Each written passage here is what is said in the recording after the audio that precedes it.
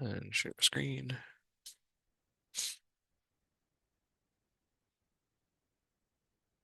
Okay, can you guys see Tabletop Simulator? Yes. Perfect. Thank you. Okay, so like I said, I'm gonna make this a two for one. I'm gonna try to briefly go through the WCW, the matchups that I played into, how I navigated them, because we are unfortunately going to be stuck in this meta. I heard that the data slate should be like mid to late December, so we'll get it before 2026. But we don't know that for sure, and there's definitely some GTs and RTTs to be played. I don't expect the meta to change much. Admech is definitely going to get hit on the head. I mean, rumors are rumors, but Eldar should actually finally be getting put down this time. Admech's going to get hit on the head, and I don't know if they're going to touch Marines much because they're going to pull well, they're too new. We don't have data. So hopefully Ultramarines get touched, but I doubt it. Maybe, I don't know. The cynic in me says they're not gonna. And Ravenguard is still going to be Ravenguard. I actually don't think that matchup's that bad. Once we get there, I'll actually talk about that. But getting started. There's no questions. Any initial questions? Anybody wants to get out of the way before I just start talking?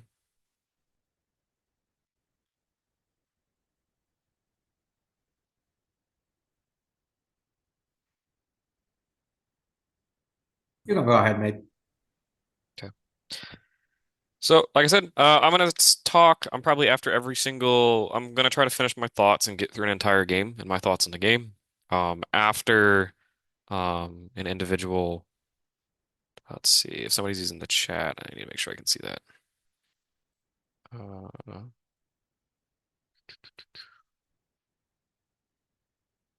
Sneaking into watch work. Okay, cool. I'll try to keep an eye on the chat. Please speak up if I don't see your question. I'm not trying to ignore them. I just don't hear the notification for it. But like I said, I'm gonna try to talk through the games. Um, don't try not to interrupt me, but at the end of every game, I'll give you a chance and I'll rewind and we can talk through everything because I kind of want to get through this in an organized manner. But getting started. My first game was actually probably my pod. I was into Mate from Hungary, WTC Hungary player, very good player on a very good list, very scary list. He was playing Adeptus Mechanicus. We were playing Purge the Foe, I believe, Tipping Point. In the Admech matchup, right? It's actually very tricky to navigate, and for a few reasons. They are faster than us, right? Those Rust Stalkers can go like over 20 inches and charge, and they're like +2 to their charge, right? Cataphren bricks, we got to watch out for those. He was specifically playing not the Breacher variant. There's the other variant that can overwatch on fives, which is terrifying. 24 shots, potentially re-rolling, hitting on fives, and I think it was lethal fives too. So you got to watch out for that. They have reactive moves. Shoot and scoot. They have crossboard shooting that's very good with the chickens. Like you got to be really careful. Three chickens will just pick a Forge Fiend up and throw it in the trash can. Spawn are not very reliable into a lot of their threats, right? A 10-man, the 5-up invuln, similar to like how I've talked on the channel in the past about pox walkers, right?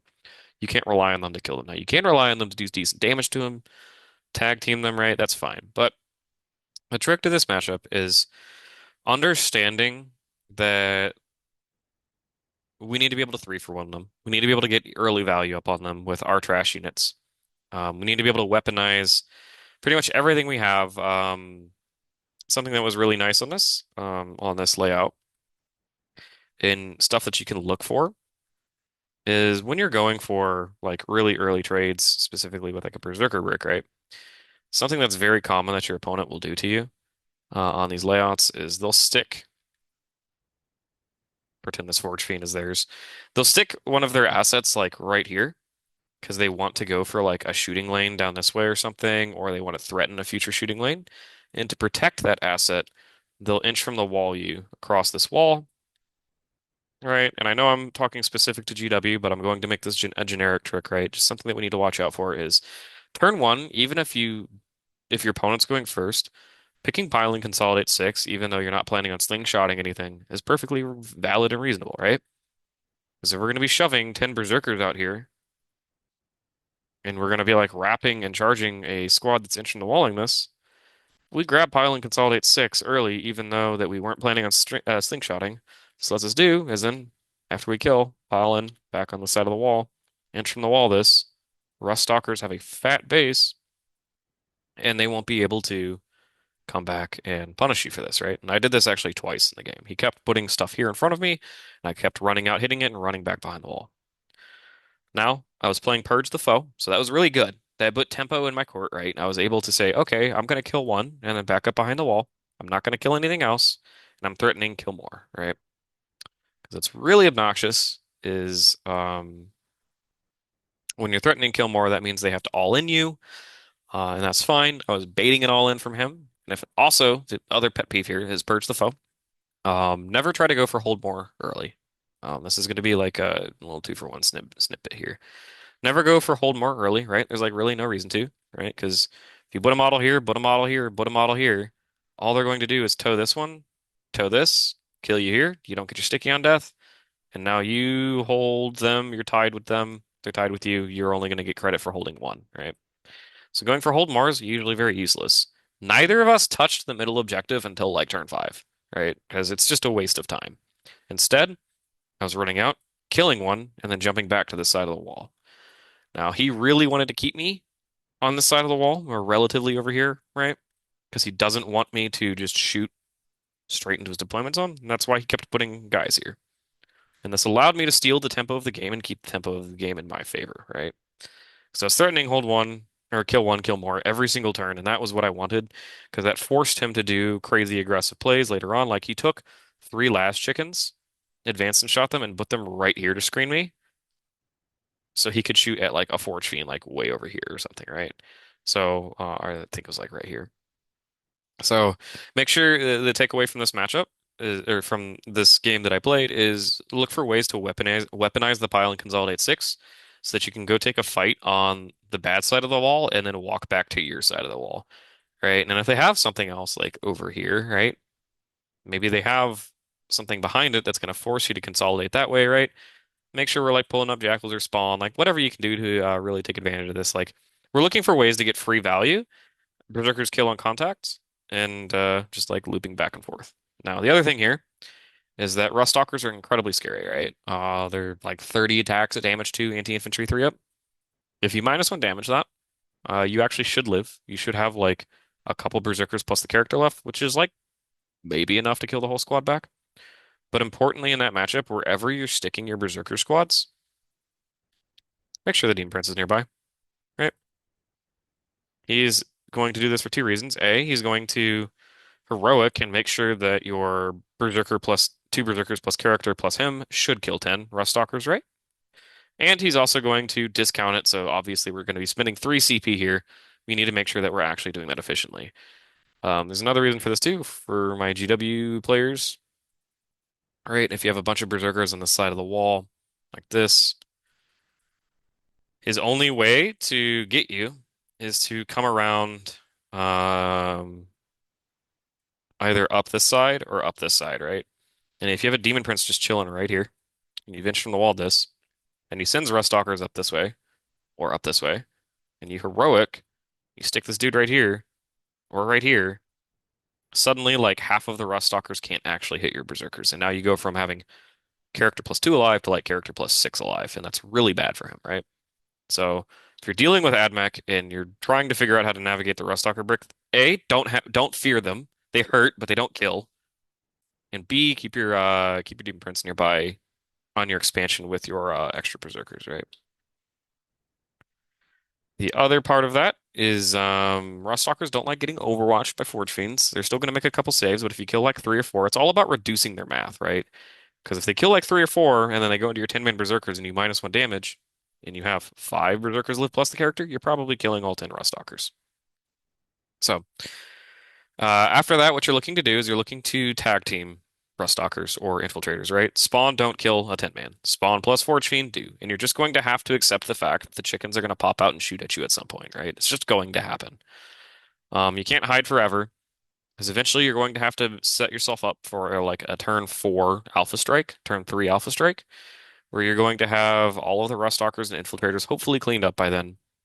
Um, with your shooting, with your spawn, with your Jackals coming out to do the initial trading, so that you can launch the full 20 Berserkers plus the Slaughterbound plus whatever's left over at your opponent and touch as many things as possible.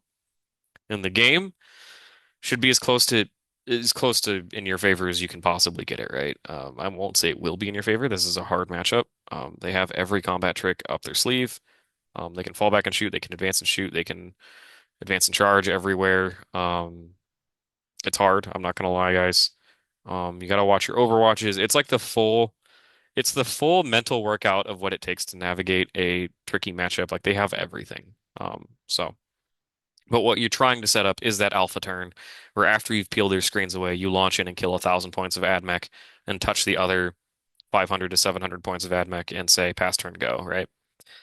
And I talked about it a little bit on the recap video. Like the worst thing you can do is launch 10 Berserkers this way and then do nothing with these Berserkers, right? Because the Cataphrons are going to walk out and annihilate that entire brick. But if you launch 10 Berserkers and you launch 10 Berserkers, they're going to walk out, annihilate that entire brick, and then the other brick gets to like Blood Surge or do whatever it wants, and then you go kill more stuff, right? That's what we're trying to set up, right? It's a very common thing I see a lot of World Leader players making mistakes for, like into like Death Guard, right? The 10-man Plague Marine Bomb.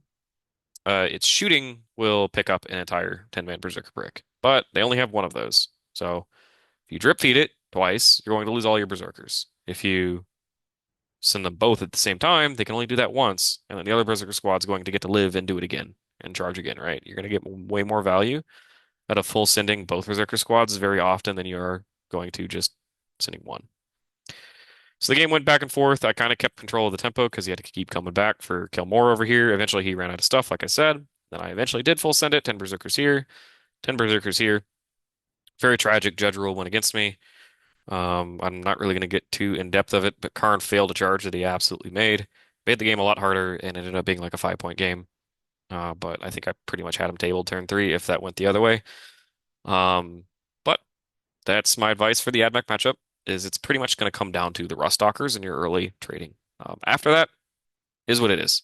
But you have to not get got by Rust Stalkers and make sure that if they're coming into you, you're ready for them, right? Have heroics ready, have -1 damage ready.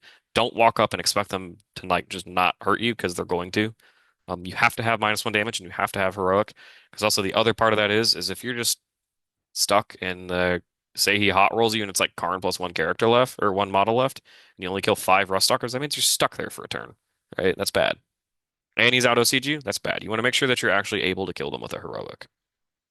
So, with that, um, does anybody have any questions so far? Give you like 2 minutes. More about the matchup because Admech is not popular around my local. About the ruling. So, what do you do in this scenario where you might even be able to find the rule on the app, and it seems that the judge doesn't seems to agree with you. How do you take that? Because it never happened to me, and I'm just thinking myself that I might be losing my first game on Worlds because of a wrong ruling. And I'm just I don't know what I will do in that time, that moment. I mean, at the end of the day, the judges aren't there to be correct. They're there to stop arguments, which is not a great feeling sometimes, especially when you know you're right. Um, they're there to keep a scene from happening, right? Because like I could have thrown my hands up and made a fit, right? I absolutely was right, but the judge was ruling against me. The judge is there to make sure that I just say whatever and keep the game moving, right? And if the judge is wrong, you can escalate it further. There was no judges nearby for me to escalate, and honestly, I should have escalated. That's on me for not escalating. But you just need to be calm, right? They're humans. I've judged events and I've been wrong before. Um, there's really not much you can do, is the answer. If you show them the app and they still disagree with you, is what it is. Like there's nothing more you can do other than escalating beyond the judge to somebody else. But like the key thing here is to keep your cool, right?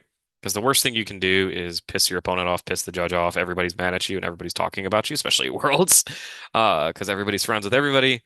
Um, I would rather come away from the game in good spirits that I was a good sport than I would be coming away from the game and like pouting because I was wrong, right? Or I was being a butthead, right? I don't want to be a butthead. Okay, okay, that's fair. I just wanted to know this take from someone that is, participating in this kind of tournaments. But yeah, thank you, Brian. Not everything's going to go your way. Not everybody's perfect is my answer to that. And that's just Oh, like, of course, of course. You just can, yeah. I mean, we did it we annoy everyone me can do. heavily? Yeah. But Yeah, of course. if I Yeah. lost the game, it would probably be a knife twist, but I probably would have rolled my eyes and moved on. Okay, okay. Thank you, man. Okay. We got next game is into Imperial Knights Armiger spam. I really don't think I need to talk about this game too much, especially on this layout. Um, everything in our army is strength 10. Everything in our army one-shots armigers, right? You have this looming dagger of Exalted 8 bound +3 above their head. There is a way that you can actually use this squad to kill 3 armigers on average, like pretty good on average. Like you have like a 70% chance to one-shot 3 armigers. Um, you put 2 guys into one guy into another, and then you split your attacks like 8 and 3, or it might be 7 and 4 off the Slaughterbound. So you have 4 plus Exalted into one, 2 Exalted into another, and Slaughterbound's like 7 attacks into the third Armiger, and you can actually one-shot 3 Armigers. So that's a little greedy. Maybe do that if you're a psychopath, but if you're not, if you leave all 3 alive, I probably will point and laugh at you. But the safer answer is to put all of the Slaughterbound's attacks into one, put most of 2 into one, and put some split both ways from this one, right? That's going to be how you reliably do that. And you're trying to set that up. You're trying to go for as many plays as you can that just knocks out game pieces from your opponent, right? Because we're playing linchpin on this, and pretty much all I did is castle up in this ruin. He couldn't interact with me. And every single turn, I launched something that could kill an Armiger right here, and I was threatening the heroic, or not heroic, the rapid ingress charge here, and he just hid for 4 turns back here. He lost an Armiger on this objective every turn. I managed to score this objective and this objective every turn. We kept fighting over the middle, nothing happened, but I mean, I had a 20-point primary lead by the end of the game, and I actually ended up being mostly tabled, but I don't care. And that's one thing that I guess that is the takeaway I want to take from this game is that trading doesn't matter, math matters, right? If you end the game with more points than your opponent, you're the winner, they're the loser. Who cares if you're tabled, right?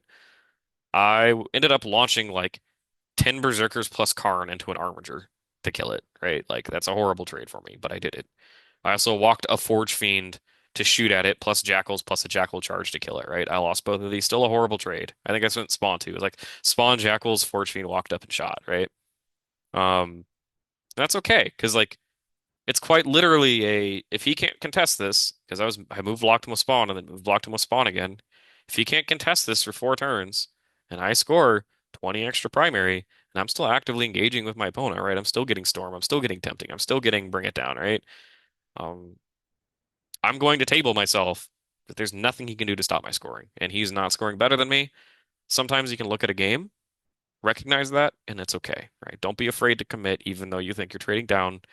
If you have complete control over the tempo of the game, it's perfectly valid and the correct choice to make. And that can lead to the score actually looking a lot closer than it should have been. Like the score was 92 to 67, but it pretty much at turn 2, I knew I had won this game.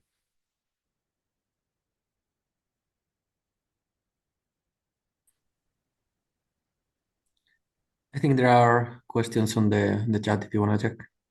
Okay. Sorry. Is it more of a generic question? What do you do with armies that have virtually infinite range? Admech, Eldar, Drukhari, how do you manage that?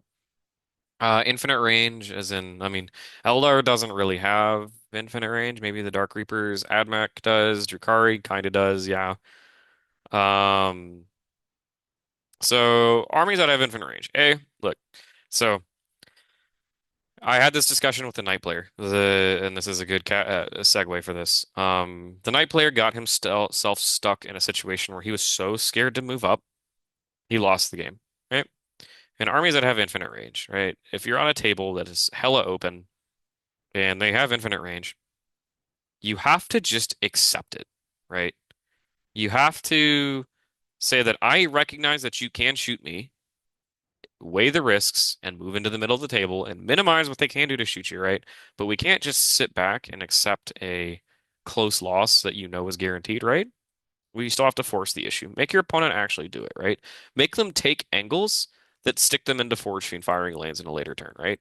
You can stick three eight bound like right here for your opponent to shoot at. And the only way they can shoot at them is by standing right here. But that's okay because you have a forge fiend right here they can walk up and shoot, for example, right? You have to make your opponent actually engage those resources with you. Otherwise, you're just going to sit back and slowly lose the game. Um, So yeah, you said movement, charge, shooting, right? This is a good example because like Eldar doesn't have good long range shooting. Now they have shooting that goes very far and shoots you, right? Like Fuegan, that guy moves a million inches, right? It is not worth it to sit there and figure out where the hell he can go and what he can shoot because you're gonna find out real fast that if he's on his line and he goes 26, he's like here and he shoots a here and you're like, well, I can't hide in here, so I want to hide over here. Now you've lost the game, right? You can't do that. You have to say, okay, you can move here. I don't care if Wigan dies. And figure out where that line is of how far you can push him back to where you do care, where Fuegan can sit and shoot you. And then that's when you start protecting yourself from that angle, right? Like, I don't want Fuegan to sit here and be able to shoot me over here. I want him to be here to shoot me, right? Like, figure out where that is and weigh the risks and say, yeah, I know you can, but do it. Like, that's what you want. Make them do it on your side of the table, your side of the wall. Um, Everything you can do to keep it so that it like minimize the hurt, but you can't not stand in the middle of the table. Um, do you consider Admech a red matchup? If the mission has been different, yes, I absolutely do consider Admech a red matchup, right? I'll show you what day two was like. I think that I have almost a 0% chance to beat Mate if I paired him day two, right? I I both think he was the best player in the pod, and I also think he was my worst matchup in the pod. I would have rather taken the Drukhari 5 times in a row over Mate on day two. And then So you're just trying to consistently out OC and move block your opponent throughout the entire game. When I'm talking about this Knights matchup, yeah, absolutely. Also, dude was getting insanely lucky and may have been accused of having weighted dice, but I didn't accuse him. The later opponent did. But good thing my game plan didn't care about dice. Um, so, any other questions before I move on to game three?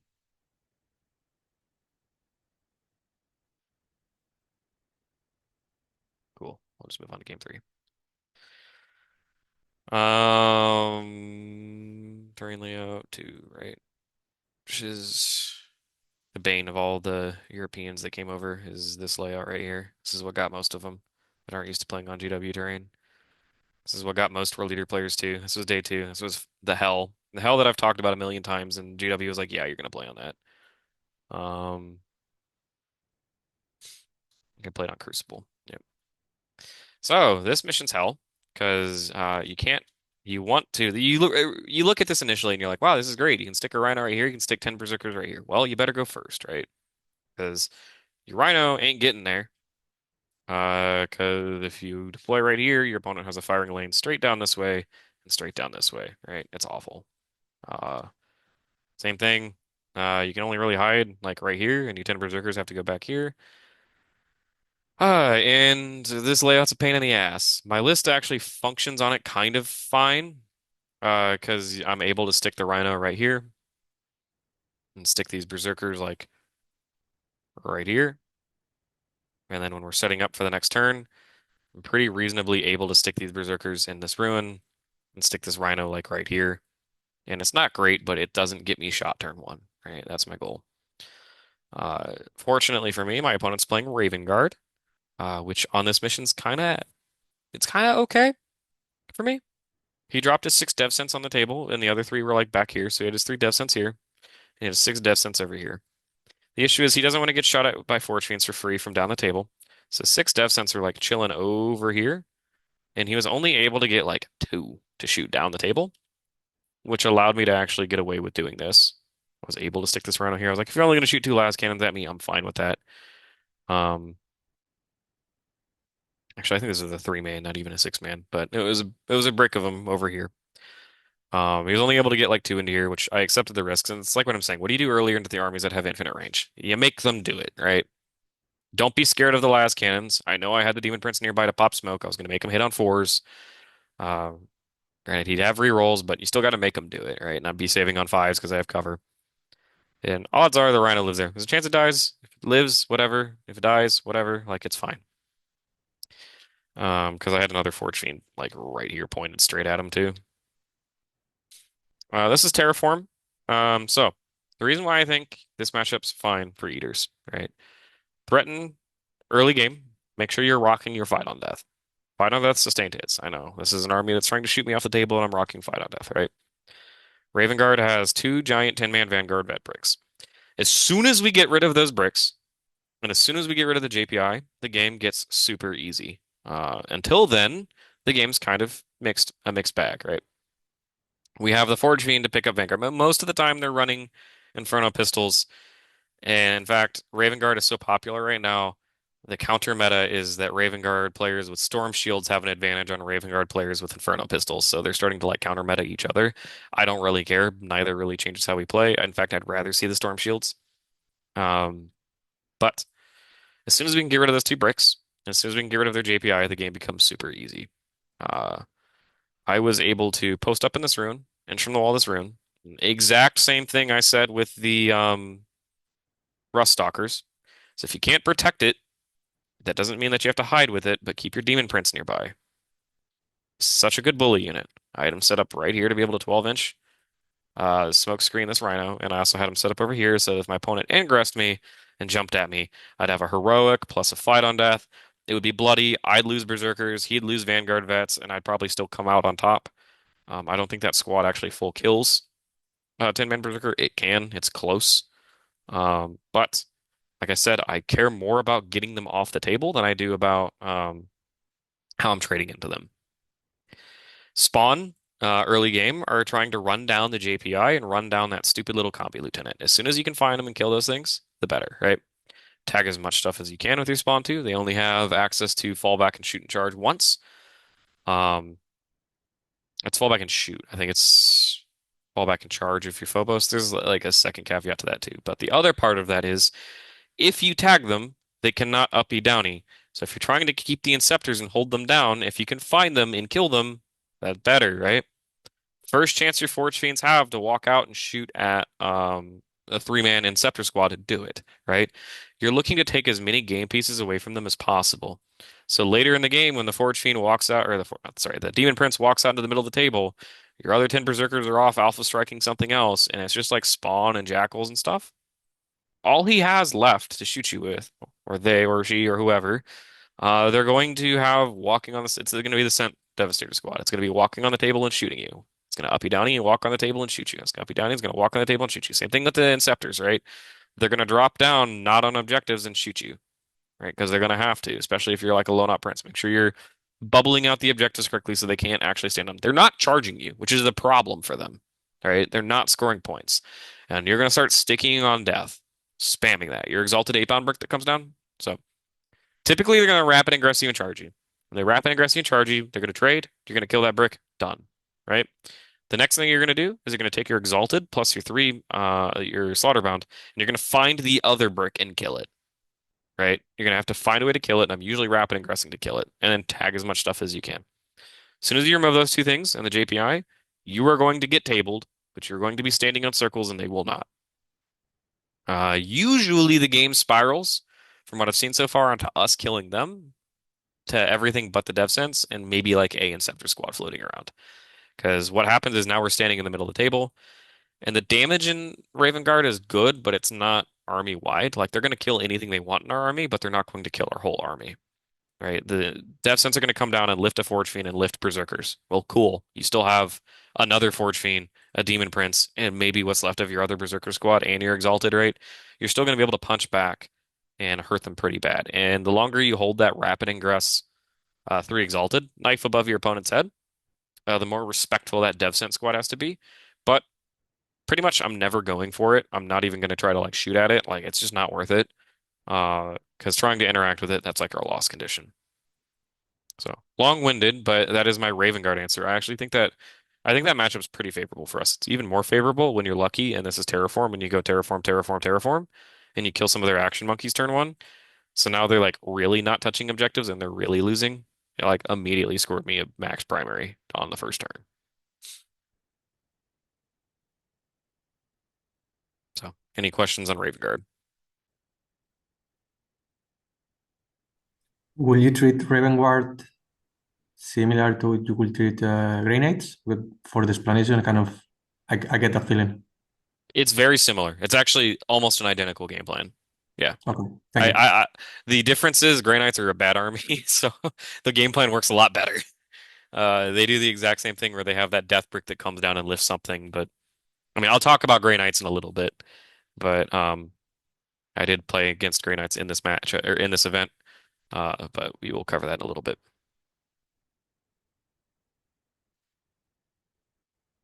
Okay. Is there any tips to catching the JPI?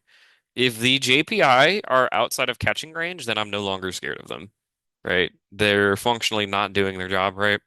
Spawn are going to Scout 8, move 10, advance and charge and find them. If Scout 8, move 10, and advance and charge is not good enough to find them, then they're so far back they're irrelevant. Is would be my answer to that. That is a Spawn's only job is to find the JPI and kill them.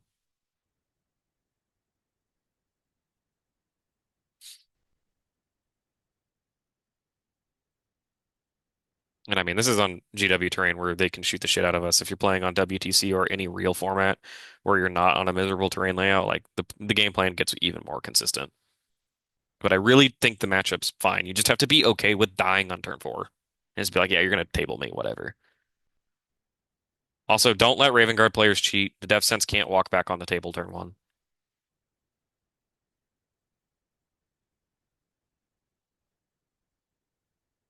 Alrighty. Moving on to game four, Big Sad. This is my loss. I actually have this army like saved because I like rage built it because I wanted to go buy it. This army's fucked up, guys. I'm gonna say that. Trimble found something, and I really don't think Drakari's bad at all. Hellions are a nightmare for us. Through -1 damage, they will kill 10 Berserkers, and they're cheaper than Berserkers, and they deep strike, and they move like 16 inches, and they have guns that will kill your Jackals. This squad will one-shot Berserkers. This squad will one-shot Berserkers. This squad fights first and will kill like 8 Berserkers. This squad doesn't have fights first, but it will kill like 8 Berserkers. Um, Trash that spawn don't kill. Scourges can burn in hell. And then these things move 26 inches, shoot you, grenade you, and re-roll the grenade, right? This matchup's cursed as hell, especially if they're playing Witch Cult, right? They have access to 2 CP auto fight on death. They have access to the charge you at the end of your movement phase. They can charge you, right? It has 20 activatable units. And they check all of the boxes of the things that world leaders hate the most, which is they hit as hard as us and they move faster than us and they have more stuff than us and they can actually kind of outshoot us. It's like they check literally every box to be better than us. The only thing we have up on them is technically quality, but their quantity outweighs us so much that it's just not really in our favor, right? I know that 10 Berserkers plus a character fighting on death kills anything in this army on contact, right? That's just going to happen.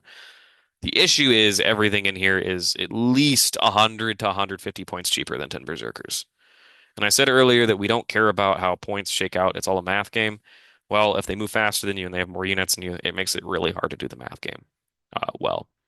So, importantly, with Witch Cult Detachment, they cannot do that tricky charge you move on a fallback or if you stand still, right?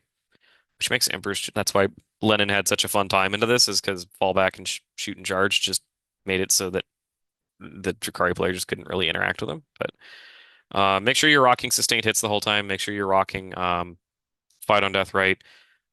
Jackals do a lot here. Jackals will actually clean up, straight up kill anything in this army, including Hellions. Like a 10-man Jackal squad plus grenades plus shooting will get pretty damn close to killing 10 Hellions, right? So don't be afraid to pull your Jackals up and be aggressive with them, right? I ran the Slaughtermount solo. Anything that I could do to make the uh, unit count fight not that bad, but I go up to 13 units or 14, and he still has 20, which doesn't feel great. But it really helps to go first, because in a situation like this, you want to be able to charge 10 berserkers plus a character and pick up 2 units. I don't care if they're trash, right? You go kill this and you go kill this, right? This is like, as an example, this is like 150 points of stuff, which is kind of a crime. But after that, the army doesn't really have, Drukhari kind of lacks this army-wide. They don't really have anything that just clean lifts 10 berserkers. So they have to respect the Blood Surge to its fullest capacity, right? They're going to throw a grenade at you, and that's going to be about it. After that, they're going to have to charge you with something that's going to one-shot 10 berserkers, which is going to be one of these 2 units. Then you just have to count on your fight on death picking it up, right? That's how you get your trades back in your favor, is you're going to have to lean into your fight on death to catch back up in value. And then Khorne flips back up, grenades, charges, and kills something, right? The issue is he went first, so I didn't get to alpha him. I didn't get to send my spawns at him. I didn't get to do any of that to him, right? Like, I know he's going to screen me. That's fine. We have to accept that they're going to screen you. Your berserkers still have to kill the screen and then threaten the fight on death. The other issue with this is I had nowhere to cleanly put the Forge Fiends. I think I put one here. I think I put one here. Where I don't just get shot by Scourges straight down this firing lane, straight down this firing lane, straight down this firing lane, straight down this firing lane without them moving back and being unshootable. So you also, if you're in a situation like this, to your previous question of what do you do when your opponent has infinite range, try to get lucky is my answer. It's a shit answer, but it's the answer, right? You're eventually going to want to move your Forge Fiend out to shoot at stuff. You have to accept the fact that your opponent's going to shoot at you back, and you have to say that I'm going to roll above average on my saves, and you're going to low roll your damage so that you can move up and keep shooting, right? Because they only have one Scourge Squad here, one Scourge Squad here, tongue twister, where they're going to shoot down lane. If you have this Forge Fiend here, and it gets to move up again and then shoot down lane here, right? That's a lot of value for you, and that's a lot of like he has to plan for in his movement phase, moving Scourges out, shooting this not dying, which means he can't just put stuff here. He has to plan for that, right? You need him to respect that, right? Because what he's going to do instead is not put stuff here, hide from me back here, and still go for that shooting play. But at least I know he's not going to put stuff here. But if he's a psychopath, maybe he does. But most top players will not do that. And if I die, I die. Like that's just is what it is. And I did die. Spoiler alert. This Rhino that I deployed a Rhino full of jackals right here, and I put Khorne way back here. The nice thing about deploying the Jackal Rhino really far up is you are now threatening the 10-inch move to like go cleanse or area denial right here, right? But if your opponent does go for some like weird shooty angle play here, they kill a Rhino and maybe a couple Jackals, and that's like fine.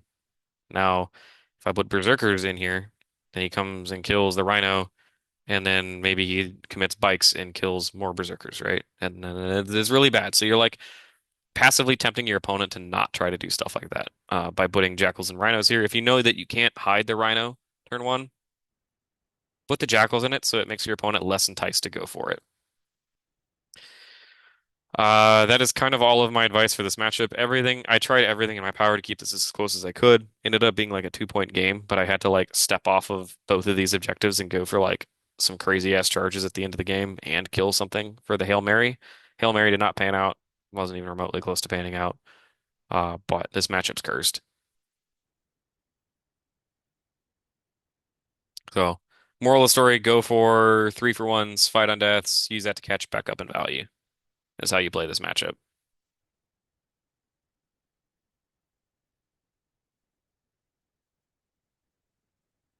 Any questions? And yes, I also think Drukhari are cool as shit. Like, this is a much cooler way to die than dying to Fuegan in 10. I would rather die to this 1,000 times over.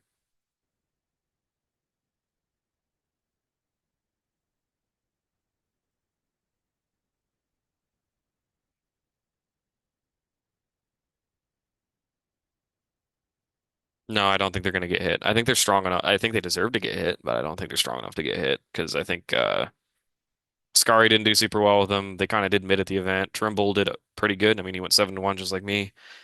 I think this is me trying to get out of the pod and probably my second worst matchup in the pod on a table that I did not want. And then they went first. Would map layout change my plan at all? Absolutely, because I don't lose this Rhino turn one to random shooting from down the table. Even though that's the other thing is like I was okay with putting the Rhino here because I knew the Demon Prince could pop smoke and make the Scourges hit on fives. But out of all 8 Dark Lances he put at me, I think he hit me with 7 without rerolls. It was kind of disgusting, but is what it is. I will never blame luck. I know I made the correct decision here. But if I'm on a layout where I can actually hide all of this stuff, then the Forge Fiends get to move up the table without being in fear of Scourges, and this Rhino actually gets to stage, and I don't play the game down. Because that's really bad losing that Rhino turn 1, because that means there's like the Khorne squad has to walk across the table, which 1, 2, 3, 4 units one-shot that squad in this army. Pretty effortlessly one-shot it too. So with that, we'll move on to my next game, which was in day 3. I have to reset this.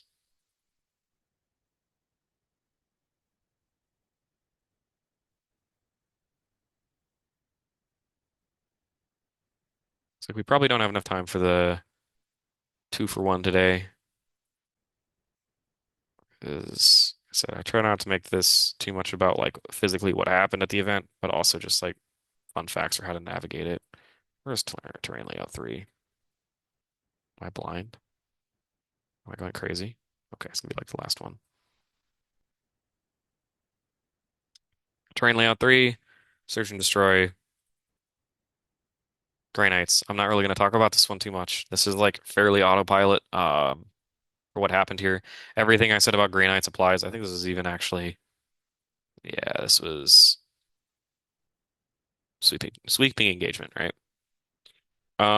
Definitely a case of, like I said earlier, what do you do about players that have a range advantage on you? Granted, Grey Knights not have a range advantage of me, but we can't have fear, right? I took this Rhino and stuck it right here. I took this Demon Prince and I stuck it right here. I was like, cool. You're gonna kill the got stuff on the Rhino. The guys are gonna pile out, and you can come charge them. Demon Prince is gonna heroic you. The guys will probably still live, at least a couple of them, and I'll come out on this trade.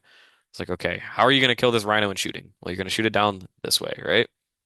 Well, what we're doing, like I said earlier, is when opponents have ranged pressure on you, you can't fear it, right? I need to stand on this objective.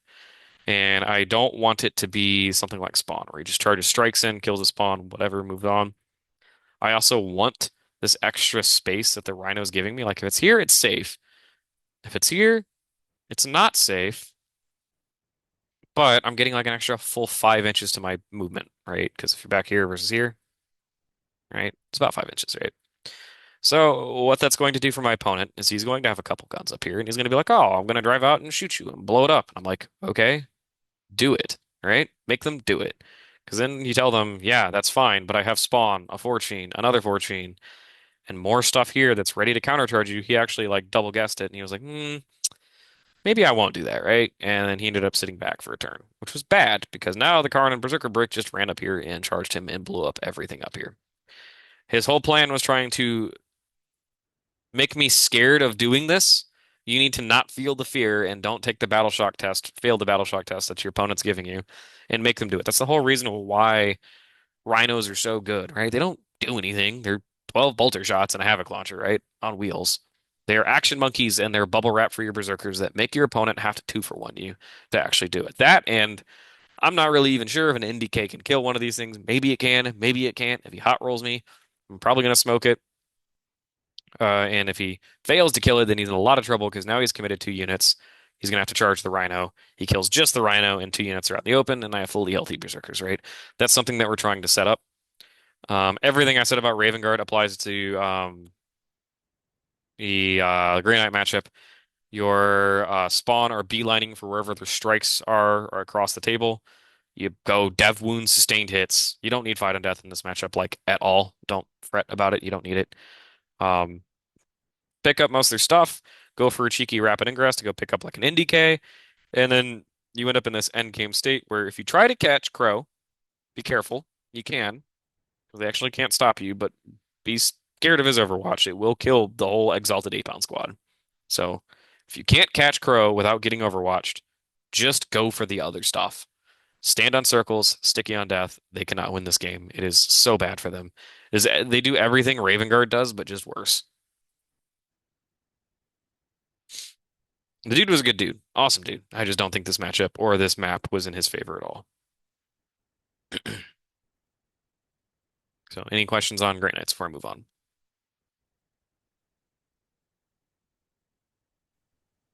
Because now we got to talk about this fucked up game.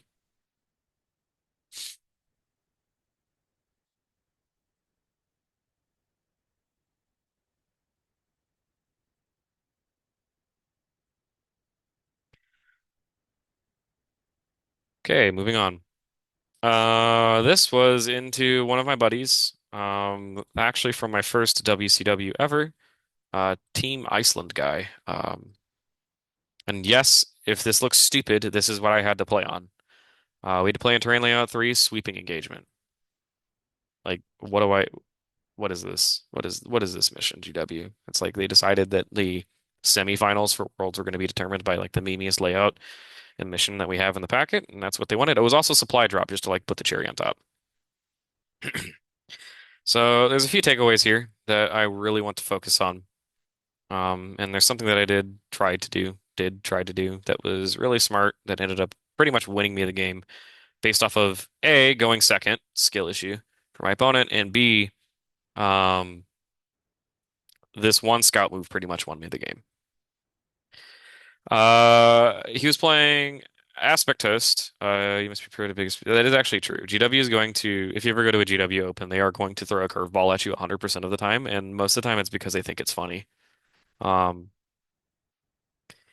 so I was playing against Aspect Host. Difference between Warhost and Aspect Host. Aspect Host does not have access to fallback and charge. Warhost does, or fallback shoot and charge. Warhost does, right? If you're going to try to kill the Fuegan brick, you're going to try to do it in Warhost. You need to kill the Wave Serpent, pile in, and then kill the brick. Aspect Host, you can take a break. Just chill, right? Eldar doesn't have things that kill 10 Berserkers in one activation. The only thing they really do that does that is the Fuegan brick, right? Other than Banshees, but that's a different scenario here. So in Aspect Host, if we can touch Fuegan with 10 Berserkers, he's going to kill like 2 in combat because he's decent in combat. Maybe a little bit more, who cares? On his next turn, he's gonna fall back. Something's gonna shoot you. You're gonna blood search and kill Fuegan. Right? You win. Cool. You figured it out. Um, so shutting down the Fuegan break in Aspect Host is very important. The other thing I want to touch on here is supply drop. Supply drop is like the most 80-20 mission ever of whoever goes second has an 80% chance to win the game. If you are stuck on the 20% chance of that, you have one out, and that is to bum rush your opponent and try to table them. Everything we just talked about earlier today already about having that guaranteed loss just by sitting there, who cares? That could be a 90, 80 point game, which you knew you were going to lose from the very beginning. That doesn't mean it was a close game, right? If you have a 100 to 20 point game, that could have been way closer than a 90 to 80 point game, right? So if you are on the receiving end of supply drop and you have to go first, your answer to this is to bum rush your opponent and table them. Now, how to do that? I don't really know. We're not going to really get into that. That's just not really what we're talking about today, but you do need to be prepared to make that decision to just send it on supply drop. And supply drop's going to be staying in the mission packet till the end of the game edition. So, and God forbid it's not the next mission packet. But the other thing here, I recognized what my opponent, all Eldar players are addicted to this, right? And Yokol correctly threat assessed me and said, I need to table you, right? And Eldar doesn't really have, like I said, they have one unit that kills 10 Berserkers. They have one unit that kills the Demon Prince, right? He did the math in his head and he said, you have one, two, three units that I can only kill with one unit in my army. The longer he waits, the more of these assets will be alive at the end of the game for me. So he said, ship it, Fuegan, shoot at the Demon Prince, right? And I knew that he was going to come for the Demon Prince right here. And I had him blown off from like behind this rune. There was like 3 ape on here. I knew he was going to come for the Demon Prince, right? The one thing that I want him to not be able to do is stop me from cracking back into this Wave Serpent, right? And he was going to put Fire Dragons here, here, and here and shoot at me and then get back into Scar, right? So the spawn scouted forward, and I left it in such a way so that he could not stick a Aspect Warrior right here and move block me. Right? I don't want to get move blocked and screened, right? Because I don't want to give him Warp Spider standing right here. Fuegan shoots me for free and then fucks off, right? I don't want that.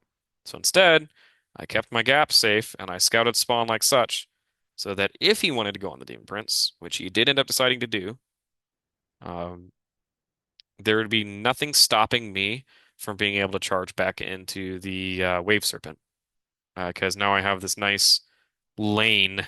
So if he's and he did stick 5 Rangers here and 5 Warp Spiders kind of like this, but what that did is because he needed to get within 12 of the Demon Prince to Fuegan me, um, he needed to get within 12, so he needed to be standing right here, which meant that on a later turn, after he came at me, which the Demon Prince got lucky and lived, he spawn died. These Berserkers advanced and charged, came this way, charged, got up in here. With the combination of the Prince that lived, 8-bound that were right here, spawn that were over here, I had some Jackals in this corner that walked up and more spawn. I cleared all of the trash screens. These 10 Berserkers made contact with the Wave Serpent, killed it, and touched Fuegan. Game was pretty much over. So be conscious of what your opponent's outs are trying to be, right? He knew that he had to bum rush me to kill me. Cool. How do I minimize that bum rush, right? Where is he going to bum rush me? He had his Wave Serpent over here. That's pretty much the only thing he had that can alpha me. I know he wants to kill the Demon Prince. I honestly don't care if he does kill the Demon Prince. That's a fun thing that you can use into Eldar players, is the Demon Prince actually does very little in that matchup. Like, it'll kill 5 Aspect Warriors per turn, but usually your opponent is letting you have those Aspect Warriors, right? Those 5 Warp Spiders were there to out OC the Demon Prince, right? They walked up, out OC'd you, moved on. They've accepted that they've died. Your Demon Prince standing there and killing them functionally does nothing, right? But what your Demon Prince does do in that matchup, I call this the idiot magnet. It was back when I used to play Super Smash Bros. Competitively. I was bad at it, but I was like Mr. Game and Watch. Like if he like charges his smash attack, he gets like super armor on it. Or like I used to play King K. Rool too, where your opponent will like come try to contest you, and then you just hit them in the mouth. Right? That's what your Demon Prince is. Is it's like a Fuegan magnet.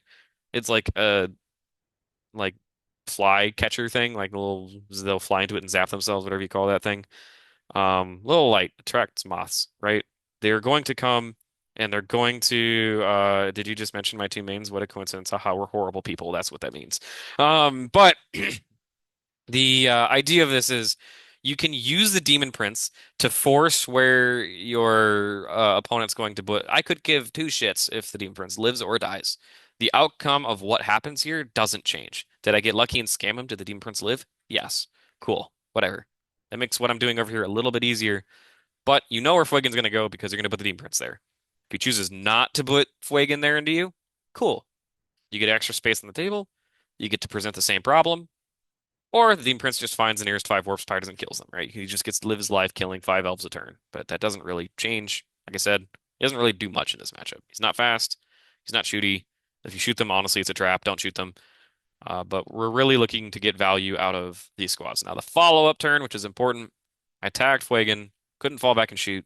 The Banshees, he had the Banshees pointed straight at these guys. And I rolled my blessings and I went, fight on death, sustained hits, go fuck yourself, right? That's just exactly what I said. And the Banshees can no longer charge into me. Well, maybe they want to, but 8 Berserkers fighting on death is going to clean the whole squad. So. Oh, it was a mouthful. And this mission's stupid, and I won the game on turn one because my opponent had to ship it, and he did ship it in a couple other places, but nothing really relevant worth talking about. And then we're on to the last day. Um, Played into Emperor's Children. Let me reset this. Any questions, by the way? I didn't stop for questions. In what other matchups you would say that you could take that, or the prince could do that role? That on the bubble, that you don't really have to specify that much. But what are Yeah. those matchups that Yeah. Eldar's a good one for it because, like I said, they only have one. Any matchup where they only have one answer, and that one answer is incredibly problematic for the rest of your army. I know this is a very broad uh, response, but I would say like Ravenguard is a good example of that. Like if you can get rid of the Plasma Scepter squad early, or use the Demon Prince to get rid of 10 Vanguard vets early, right? Like, hey, can kill him. Like he's not. Demon Prince does nothing in that matchup other than lone op late game maybe. But if you can use him to bait 10 Vanguard vets into like a Forge Fiend, great, do it. Because there's a chance the Demon Prince just lives, right? He should die on math into Vanguard vets. Because they go up to strength 6 if they have the jump captain, and they're +1 to wound. And now they're only AP1, but they're going to put enough saves on you that it's probably going to get there if they add the Melta pistols. But any matchup where there's like an incredibly problematic unit you're just trying to pull out of your opponent, he's very good for that. And that's more the Jack Harpster line of thinking. I'm sure if any of you are in the Art of War Discord, a lot of you are. If you actually ping him, I would say he's got that down a lot better than me. But yeah. Okay, this one's funny. If an army has to full send into you, but they do have options like fall back and shoot, do you need to follow a similar game plan? I think what, yes, you do. But I would have needed to commit more th resources. I had more resources to commit. I chose not to because I didn't want to overcommit harder than I had to because I knew once Fuegan was tagged, it was done. I had more spawn and the Slaughterbound that I could have thrown in there to actually kill. It's just if something like Aspect Host or War Host is a thing, you do need a 2-for-1 Fuegan or like tag team him, or it's just not going to work. And this game is exactly why I'm going to tell you I think Emperor's Children is World Eater's favorite if you play Fortunes. And if you don't, you're going to lose. Yeah, exactly, Ren. Here's the mission that we played, and it was really messed up. It was taken hold. The biggest problem about this mission for him is that all three objectives are in the middle of the table, and everything in EC, pretty much nothing in EC likes getting shot at by a Fortune, including the Demon Princes. Fortune will still put 6 to 8 damage down on a Demon Prince. As you're hitting on fours, you're rolling, wounding on threes. Right, you're still going to make them take saves, which they do not want to just be randomly taking. Um, I think the biggest problem here is actually the fact that it was hammer on this. Like this was really messed up. But taking advantage of your fortunes, right? Bait your, and this actually like worked like really well into him. Um, I actually dangled Spawn above his head. I was like, "Come get your coterie points. Come get them." Early game, don't show your opponent 3 units to go after. Show them 2. Right? They're going to get reroll ones to hit. It's just going to happen. Get over it. The number one thing that you want to do in your first turn, especially if they go first, is deny primary scoring for them, right? If they're going to put like little 5-mans here and a little 5-man here, go find them, go kill them, tie them on primary, move on, right? That's exactly what I did. I think he actually, I set up 2 spawn here. I had 2 spawn, run up and charge a cacophonous that was just solo chilling over here. Didn't kill it randomly. I think a Forge Fiend shot at it and didn't kill it. And then 2 spawn came over here, tied a rhino. He had a rhino over here. I actually tied it on OC, but I accidentally killed the rhino, which is like a win-win because I had Bring It Down. I was not planning on killing this rhino, and I just accidentally killed it and got Bring It Down because spawn or spawn. Um, but what I've done here, when I inch from the wall this rune, right? And I had this Forge Fiend right here. It peeked and shot at a Cacophonist. I had this here and this here. And what I've done is I made it so that if my opponent wants his 3 coterie tallies, come get them. These 2 are easy to get, and he needs to get them because he needs to stand on circles. This one's a little bit harder for him to get, right? And this is why the Forge Fiends are so good in this matchup. Is it's like, hey, come get this. But the only thing that's going to kill this squad of spawn is a Noise Marine commitment, which may not kill spawn, or a Lord Exultant +5, right? And I'm okay with that. Because if he's stepping out here to do that, he's going to be trading down so poorly into this Forge Fiend that's just going to rip into whatever they put over here. And if he wants to commit a Demon Prince and a Lord Exultant and an Infractor to come kill this and tag this, fine, do it, right? The Berserkers are waiting right here with the Steel Chair. Same thing over here, as I had the other Forge Fiend just chilling right here. So when he went to come kill the spawn, I was going to Sticky on Death, so he wanted to toe the objective. Whatever he toes the objective with just gets shot at. Now, he made the correct decision of not messing with these spawn, killed both of these spawn. But there were guys over here that managed to get out of this rhino because it blew up. It was a Lord Exultant squad. He rolled a 6 on his advance, came over here, charged, and blew up my rhino, right? So he did get his 3 coterie tallies.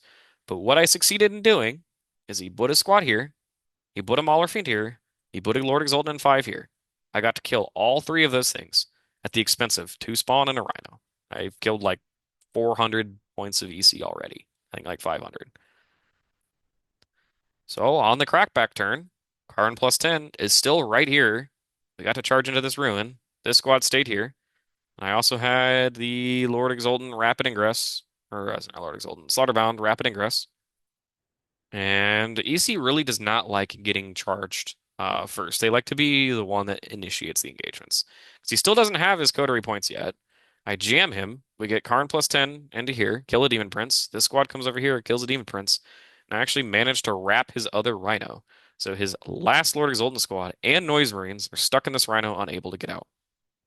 Um, Rhino does end up dying, which is unfortunate. I got really lucky. Unfortunately, Spawn came in here too to stop a Demon Prince heroic. And high rolled a Rhino, the second Rhino, like Spawn, like put freaking like 9 saves on the Rhino, which is not supposed to happen, but it happened.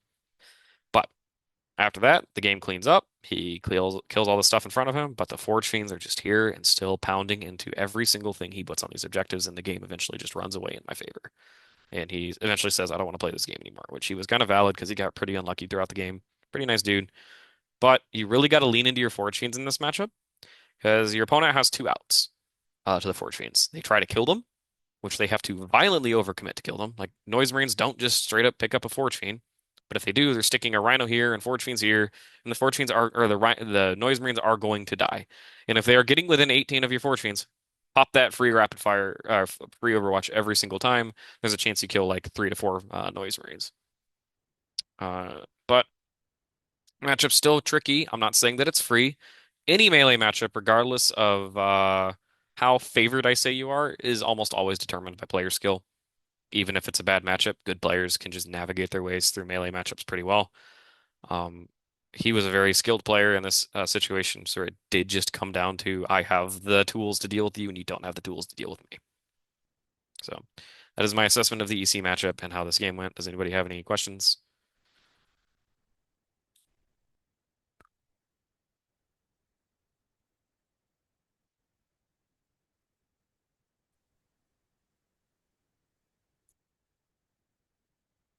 Sorry, I'm eating a pretzel. I'm not going to chew in the mic. All right, moving on. Last game of the day was into Rubrikae Phalanx, Thousand Suns. I don't really have much to talk about in this one because it's not really a matchup that you're going to run into a lot. It was tipping point, I think.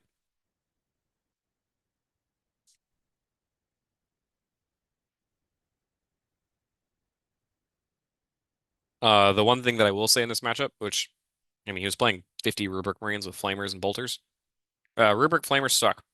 They really suck, right? And the last thing you want to do into an army that has such a powerful Overwatch is give them 5 Overwatches throughout the course of a game, right? This is a matchup that you just need to accept that 10 Berserkers plus Karn are going to get cooked, right? They're going to get cooked, and you're going to say, I'm going to get lucky and Karn plus 2 are going to live, right? That is your game plan, right?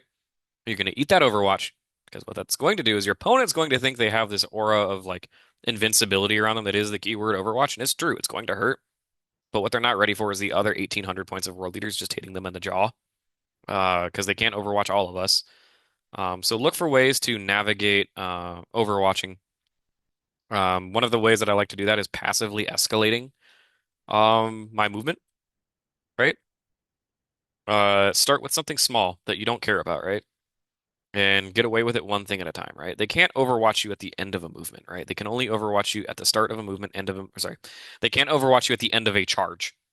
So, slowly escalate how you're going to get around that, right? He had 10 Rubric Marines right here on this side of the wall.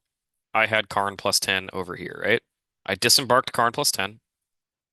Move the Rhino. Move the Rhino out first. Obviously, your opponent's not going to overwatch it, right? He's going to be like, yeah, no, I want to overwatch Karn. Okay, cool. Move the spawn out next. Your opponent's like, oh, obviously I'm not going to overwatch that, and I'm going to overwatch Karn. Okay, cool. Move the Demon Prince out next. Oh, obviously I'm not going to overwatch that. I want to overwatch Karn, right? And you're like, okay, cool.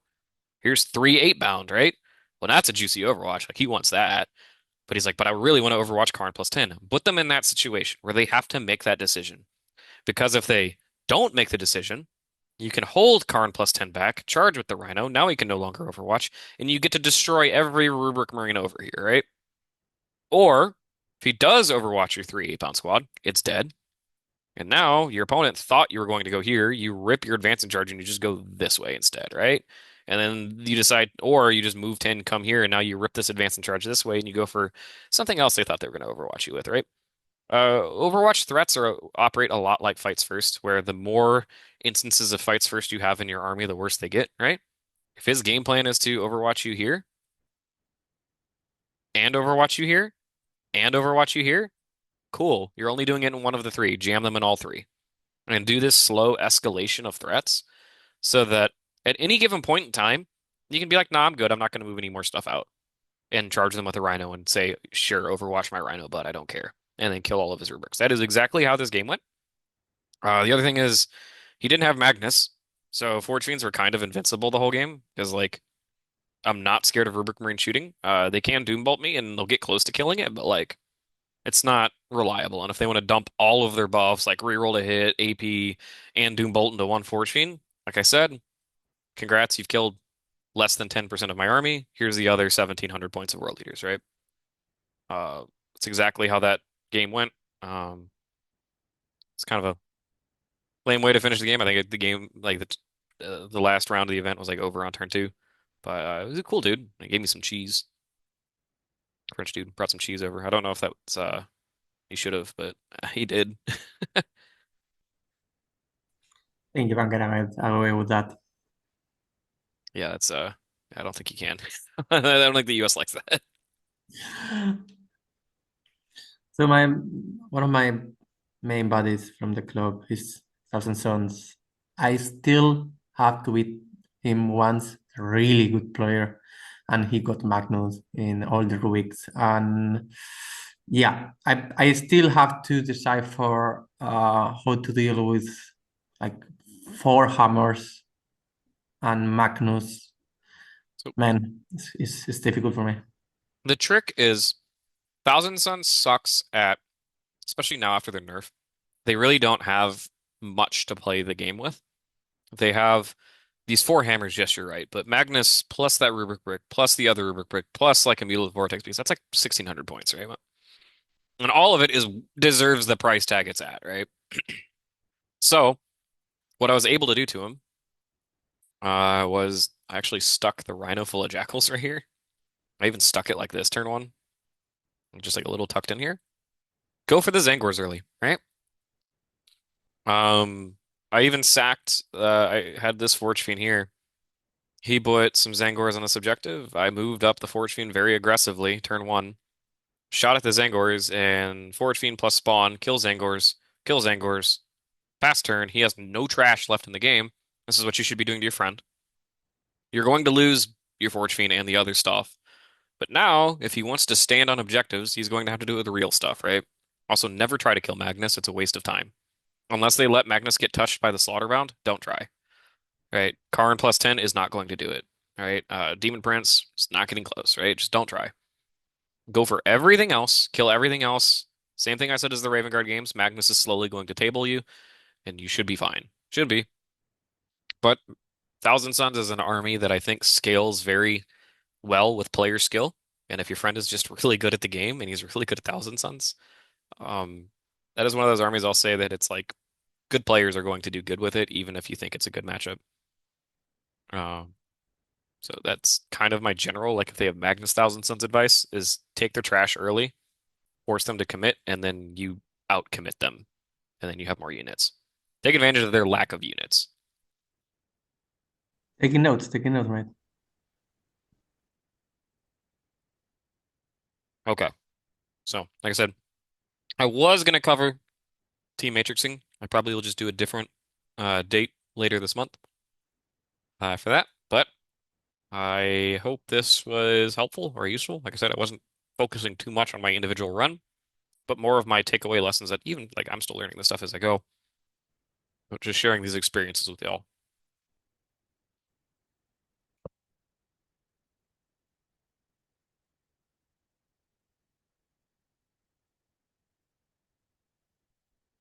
All right, guys, this is recorded. I will post it Please, please, please, please, please. This is a privilege for you guys. You guys pay for this privilege.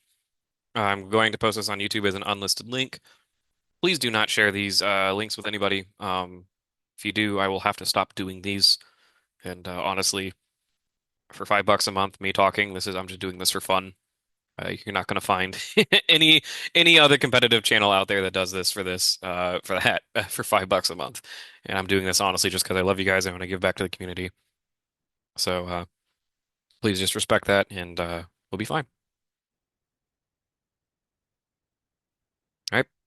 Thank you so much, everybody. Have a good rest of your Friday. Bye bye. Thank you.